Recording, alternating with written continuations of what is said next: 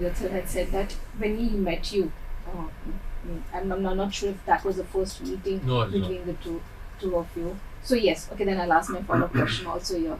The first part of the question is, he said you said yes in barely like 2-3 minutes. Yeah. Is this the quickest yes? You said It 20 was the quickest narration actually Oh, quickest narration. of my life. Okay. Just a 3-minute narration.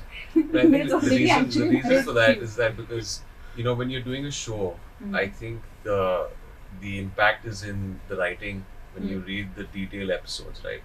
So only as much as you can put out there, and I think he knew that when you have something so explosive, when you talk about smuggling and air travel and playing a custom officer, you're sold right there because it doesn't get more novel than that. And it's I don't know why people have not explored this space before in theaters or on OTT before.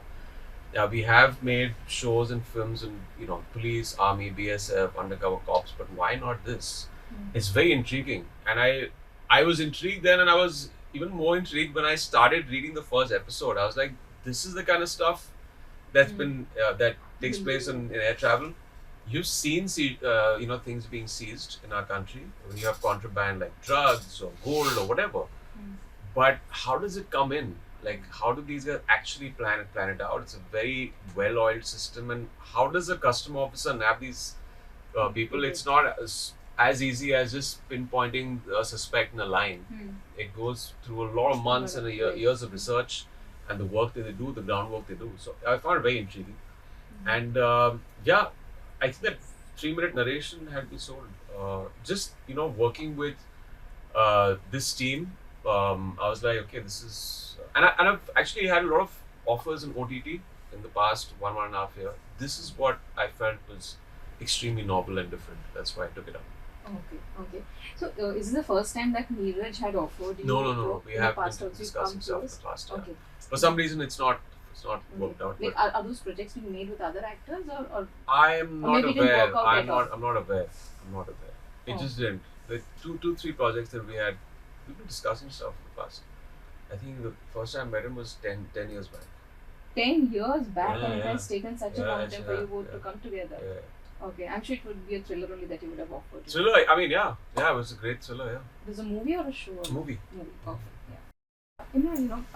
When we speak of the work, as you said, in the last 1.5 years, you've been getting a lot of offers from OTT. But tell me, after Bats of Bollywood, did things really, in sense like there were a lot of calls and offers and narrations coming your way after that?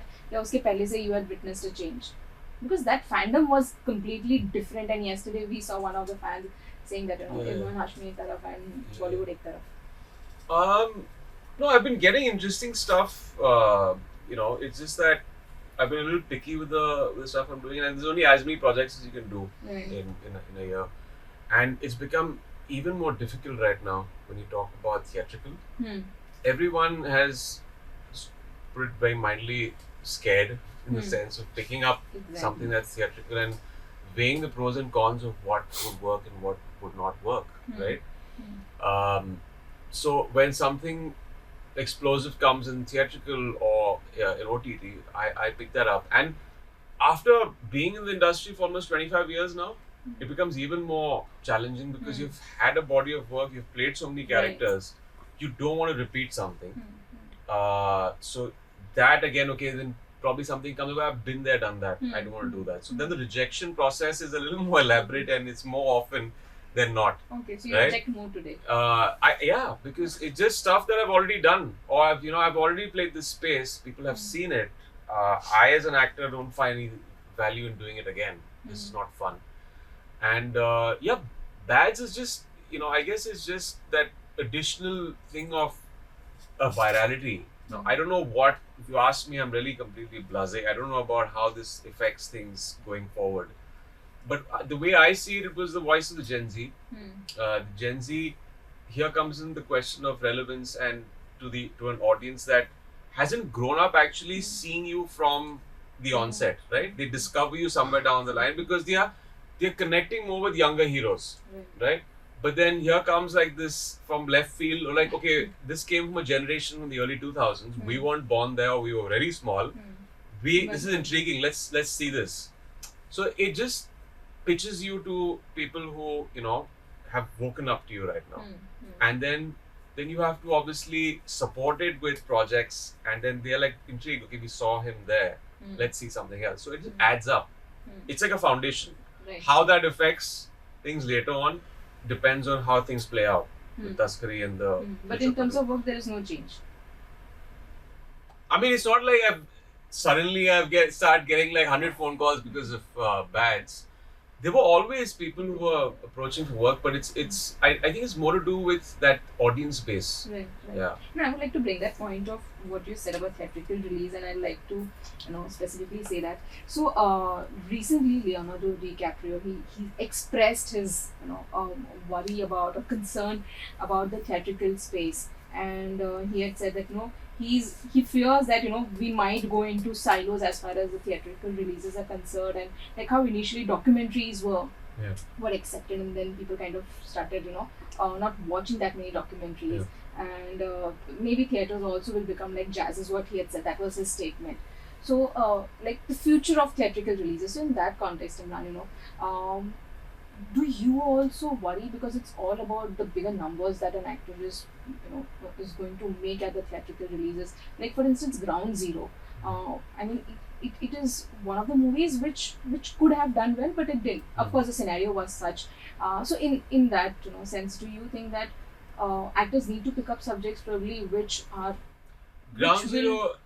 It's a controversial reason why I feel that the lot of things attached that But again, we can talk about that after the camera shuts off. But the thing is, it's become extremely difficult for a theatrical film to putting stuff out there. A lot of stuff right now you feel okay should go on OTT because it's concept driven. It's not got. There has to be an urgency to purchase a film, right? First of all, the window of 6 weeks, 4 to 6 weeks on OTT. Exactly. And if there's no urgency, there's no song that's done well, there's no chartbuster, there's no romance, there's no thing for the younger audience, it becomes more difficult to get them into a theater, because we'll watch this at home in like 4 to 6 weeks. So when DiCaprio says it's worrisome, it is worrisome. I mean, if you see his latest film, it tanked one battle after another. It probably 10 years back it wouldn't. But right now that film has become okay. Let's watch it on OTT. It seems like that indie film, but that wasn't the case early on. So it's become very difficult. I mean, you have huge numbers of films and they do well. But that's not really taking the business any further. You need the mid-sized films, you need more films to run down the line through the year. That's not happening. The only event films. Either it comes out Christmas, Diwali, and it's become so expensive. Exactly. Going out of the theater is like, for any family, is like $5,000. Take the entire family, popcorn, drinks. But then those were the times, in early 2000 when a lot of movies that you did, I mean, we remember like attending those success parties which Mahesh Bhatt would host, I mean, about a fourth day of the release, and because the movies were really huge hits. Do you think that time probably you all were in that space where audience were accepting also all kinds of movies? No, we were catering to the larger chunk of the population. We're not doing it right now. Okay. We're only doing it for the elite right now, if you ask me. Where's the common man? Where's the avenue? Or where are any single screen theaters left? Right. Aren't there any good premium theaters for the single screen audience? That audience is completely gone. They will probably collect their funds to go and see something on a Diwali. They can't afford a multiplex thing, and you don't have any single screens. Only a few are left, Gaiety or a couple of them. But if you want those guys to go and purchase every Friday, you need to make it approachable for them. You've completely alienated that entire section. That's why huge amount. Yeah, there's a huge bunch of, and it happened. I've seen it happen from 2012. It happened when people wanted to appease the multiplexes, that audience, because आप 500 लोगों को ले गया जो theatre में, यहाँ तो आपको सिर्फ 150 भरने हैं, पैसा ज़्यादा मिल रहा है वहाँ पे, तो इनके लिए फिल्म बनाओ, तो your narrative became more elite driven. It became more connect with them. It was not rooted Desi stories. So they were not finding it. This is not our world. How are they going to connect with it? So also conceptually you lost them, and price point you lost them.